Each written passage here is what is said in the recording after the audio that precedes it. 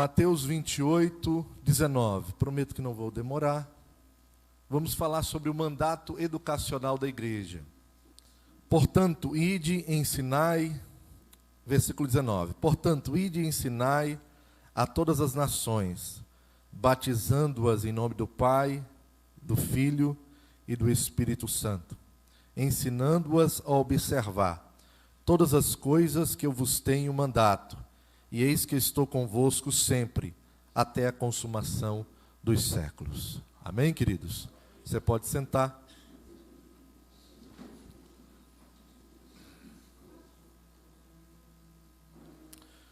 Queridos irmãos, certamente esse texto, ele é um texto extremamente conhecido de todos aqui.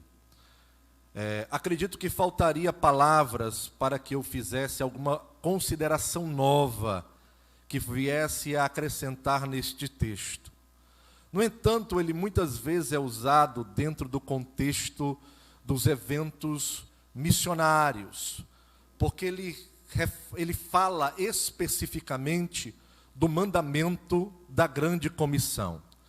Mas quando a gente atenta e olha com profundidade para o mandamento da grande comissão, nós percebemos que este mandamento, ele não é apenas uma ação missionária, ele não está ligado apenas à ação do evangelismo, mas ele também está ligado e muito vinculado à questão do mandamento educacional da igreja, a responsabilidade que a igreja de Cristo possui na terra de ensinar a palavra de Deus à igreja e ao mundo. E dentro desta responsabilidade, nós temos essa temática sendo colocada na ótica dos evangelistas, dos autores dos evangelhos sinóticos. E eu gostaria de passar por cada um destes evangelistas, mencionando ali o destaque que cada um fez. O primeiro deles está exatamente dentro do texto que lemos. Mateus 28, a partir do verso 19, vai dizer: ensinando-os a guardar todas as coisas que vos tenho ordenado. A ênfase de Mateus é a ênfase do discipulado. Quando você olha para esta palavra, fazei discípulos, ela está conectada ao termo formação. Cabe à igreja de Cristo na terra formar discípulos de Jesus. E quando nós falamos de formação de discípulos, certamente nós estamos falando do discipulado bíblico e também, e por que não, do seminário teológico. Porque ao falar do discipulado, nós estamos falando do processo de formação do novo cristão, que embora seja destacado no início da fé, ele não se resume apenas ao início da fé. O discipulado é uma prática contínua que vai seguir durante os anos que o cristão estiver na igreja servindo ao Senhor. Quando falamos de seminário, nós estamos falando de uma instituição que visa capacitar, repita comigo, capacitar o obreiro para fazer a obra de Deus, prepará-lo, entregar-lhe ferramentas, entregar-lhe conteúdo, para que este possa ministrar com autonomia, com autoridade e, sobretudo, com responsabilidade. Para que você não venha ensinar baboseira, para que você não venha ensinar besteira, para que amanhã você não venha ensinar os ventos de doutrina que muitas vezes estão sobressaindo nas demais congregações à nossa volta. Recentemente eu estava mencionando para um irmão, e eu falava, a igreja de Deus, ela é uma igreja comparada a outras, você pode até compará-la e dizer que ela é um pouco mais lenta do que outras comunidades. Tem comunidades que elas avançam mais, ganham mais como comunidade, evangelizam mais. Mas a igreja de Deus é uma igreja sólida.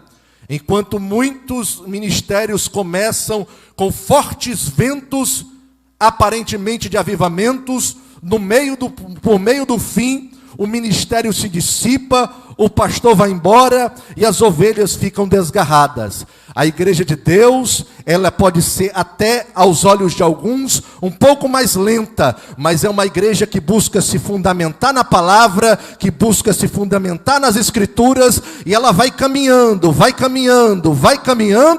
a chegar a 137 anos com mais de 8 milhões de membros no mundo. E cada seminário vai contribuindo para que a igreja de Deus ganhe uma estrutura sólida. Agora, a segunda versão educacional está em Marcos. Em Marcos 16:15 é dito: ide por todo mundo, pregai o evangelho a toda criatura. Aquele que crê e for batizado será salvo. Aquele que não crê já está condenado. A ênfase de Marcos é a ênfase da objetividade. Enquanto nos dias atuais impera a lei pós-moderna, que quer transformar tudo subjetivo, transformar os valores absolutos em valores subjetivos. Enquanto a gente busca hoje, em muitos lugares, um meio termo para a salvação, a objetividade de Marcos, ela deve nos impressionar. Aquele que crê e for batizado é salvo. Se você não crê, já está condenado. Não há um meio termo aí. Não há para onde você buscar um caminho. Aí você me pergunta: bispo, mas não tem nenhum atalho aí entre esse meio termo? Não tem. Ou você acredita, ou não acredita. Ou você acredita na palavra de Deus e recebe dos benefícios, dentre eles a garantia da sua salvação, ou você não acredita e arca com as consequências. Então esta ênfase objetiva do Evangelho, ela precisa ser destacada em nós, através dos irmãos, dos novos obreiros que estão sendo aqui formados. Não é que a gente vá arrotar dureza e machucar as pessoas, mas nós precisamos ser bem criteriosos na defesa da essência do Evangelho. Já somos mais do que beneficiados no fato de meramente entregarmos a nossa vida a Cristo e termos por garantia o direito da confissão de salvos. Aí a gente quer, com toda essa regalia, com todo esse benefício, a gente ainda quer procurar um meio termo nisso, irmãos. A gente ainda quer, não, mas pode ser dessa forma, não, mas pode ser desse jeito, não. Quer viver no mundo? Viva. Quer viver na presença de Deus? Viva. Esteja sobretudo consciente das ações que você está para escolher. Porque mais do que trazer você para a presença, as Escrituras, elas querem lhe deixar conscientes da sua decisão. Certa feita, Ezequiel estava muito entusiasmado, porque a multidão que cercava Ezequiel ali junto ao rio Quebar estava só aumentando. E aí Deus chega para Ezequiel e frustra o profeta, dizendo assim: profeta, essa multidão que te cerca, ela vem até você como pessoas que vão em busca de um sertanejo. Elas querem ouvir a sua mensagem como quem ouve canções bonitas. Elas ouvem, mas não colocam em prática nada daquilo que tu fala. Mas eu quero deixar para você, não tem problema, porque quando acontecer tudo aquilo que tu premeditou, tudo aquilo que tu profetizou, elas saberão que houve profeta no meio de Israel. O importante no final é que as pessoas saibam de que elas foram bem assistidas, bem doutrinadas, bem educadas. Agora, colocar em prática é totalmente exclusivo dela. A segunda versão educacional, a terceira versão educacional, está em Lucas 29, 49. Eis que envio sobre vós a promessa de meu Pai. Ficai, pois, em Jerusalém, até que do alto sejais revestidos de poder. A ênfase agora, ela recai na experimentação. Por que na experimentação? Porque Jerusalém, naquela época, era o último lugar que alguém sensato ficaria. Até porque, após a notícia da ressurreição, os fariseus estavam com gosto de sangue na boca, ali para caçar, para perseguir os cristãos. Então, a maioria dos cristãos que estiveram e presenciaram a ressurreição de Cristo, sentiram-se compungidos a fugir da cidade, porque a cidade era um lugar perigoso. Mas aí a Cristo vem para os discípulos e diz: fiquem aí, fiquem na cidade, mantenham-se na Jerusalém. Ah, Jesus, mas aqui tem perseguição. Fiquem na cidade. Ah, Jesus, mas aqui tem oposição. Fiquem na cidade. Ah, Jesus, mas aqui a gente vai apanhar. Fiquem na cidade. A nossa fé é provada exatamente por dificuldades, por lutas e por perseguição.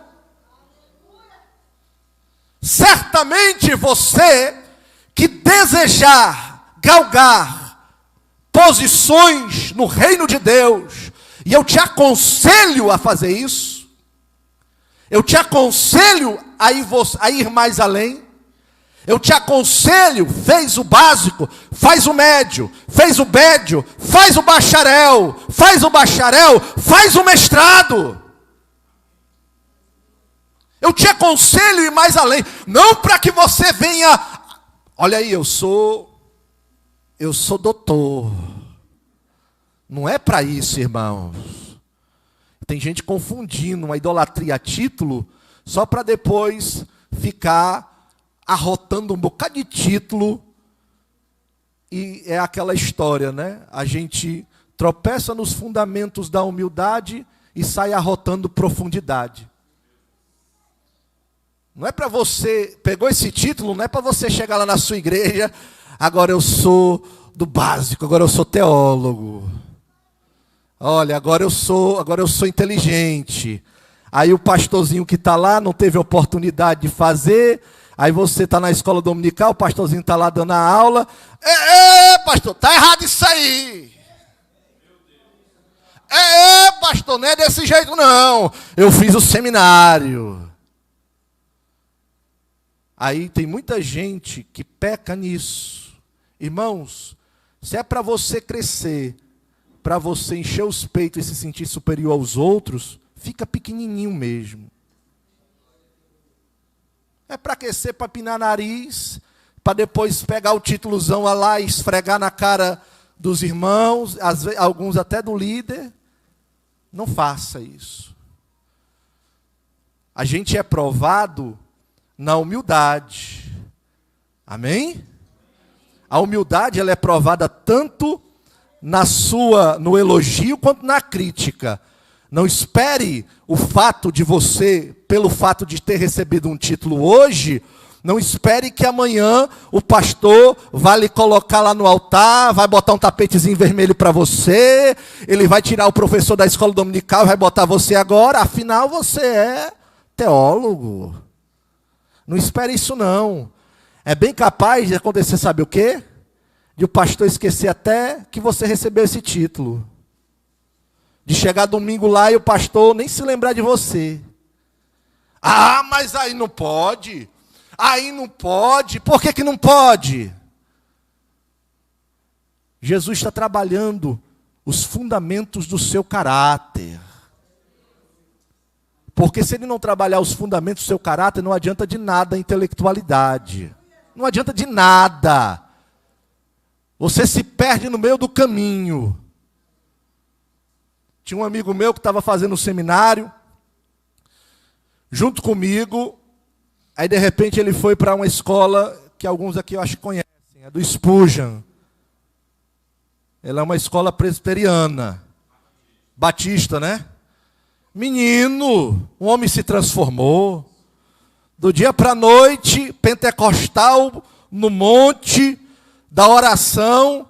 De repente o homem não acreditava mais no batismo com o Espírito Santo.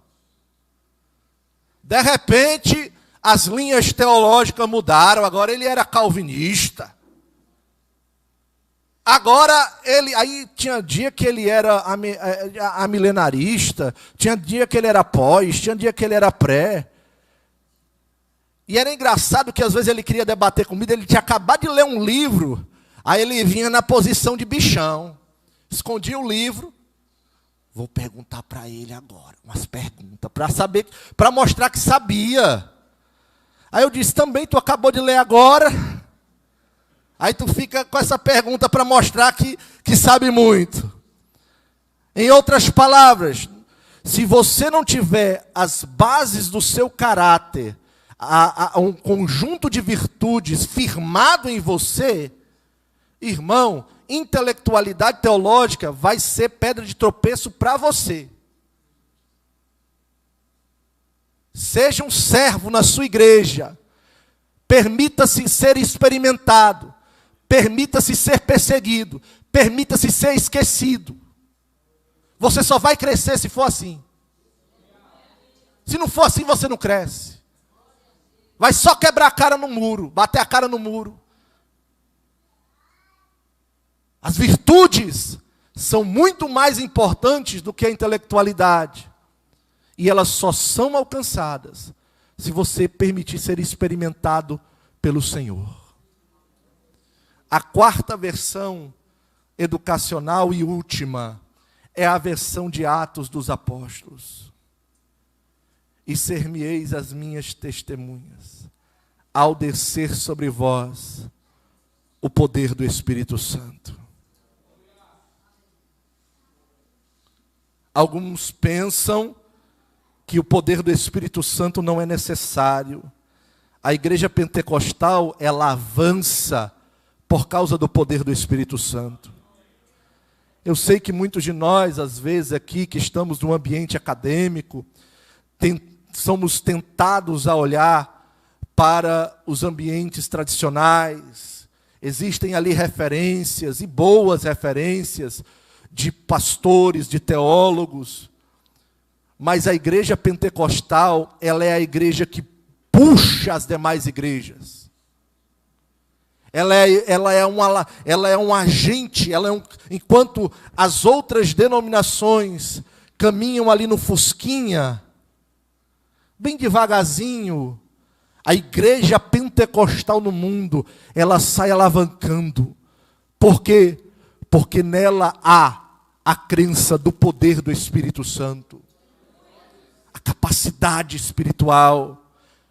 E o Espírito Santo não é, às vezes a pessoa, eu vou buscar o falar em línguas só para que eu venha charamanaia canaraia. Só para isso. Só para me dar uns pulinhos, ficar alegre. Não é para isso o poder do Espírito Santo. Isso são as evidências externas.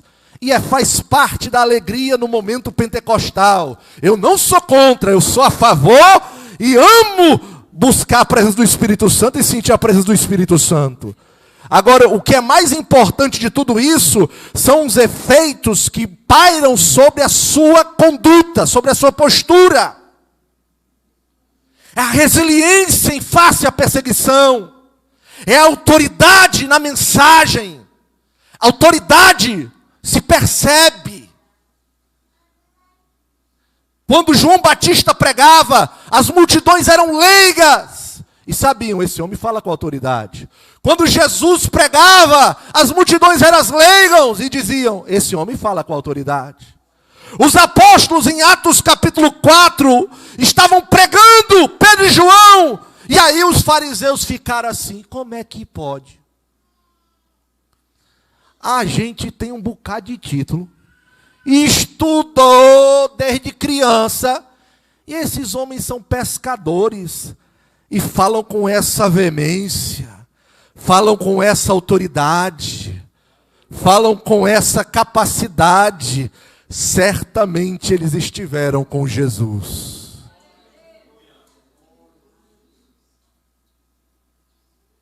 A capacidade de resistir. Vou falar algo aqui para os irmãos. Se existe um trabalho que precisa do poder do Espírito Santo, é o trabalho da educação cristã e teológica. Porque a oposição do inferno para a realização de trabalhos como esse é muito maior do que para qualquer outro trabalho. Certa vez eu chego para os pastores e digo assim, pastor, está tão difícil fazer a escola bíblica lá na igreja, está tão difícil. Aí eu digo para ele, olha, o diabo não quer que tenha escola bíblica na sua igreja. Você acha que o diabo quer os crentes estudando Bíblia? É realmente. Ele pode abrir até uma concessão para um culto de adoração, embora é bênção e é maravilhoso. Mas trabalho de ensino, os crentes estudando Bíblia, os crentes aprendendo teologia saudável, com bons professores. Nananina, não. A batalha espiritual acontece no mundo espiritual. E aí o que nos leva à resistência é o poder do Espírito Santo que nos faz resistir à oposição das trevas. Tiago, João e Pedro foram alertados pelas autoridades judaicas. Eles haviam acabado de levantar um paralítico e não tinha como aquilo ser abafado. E aí o que eles fizeram? As autoridades judaicas, olha, nós vamos liberar vocês. Já tinham chibateado eles.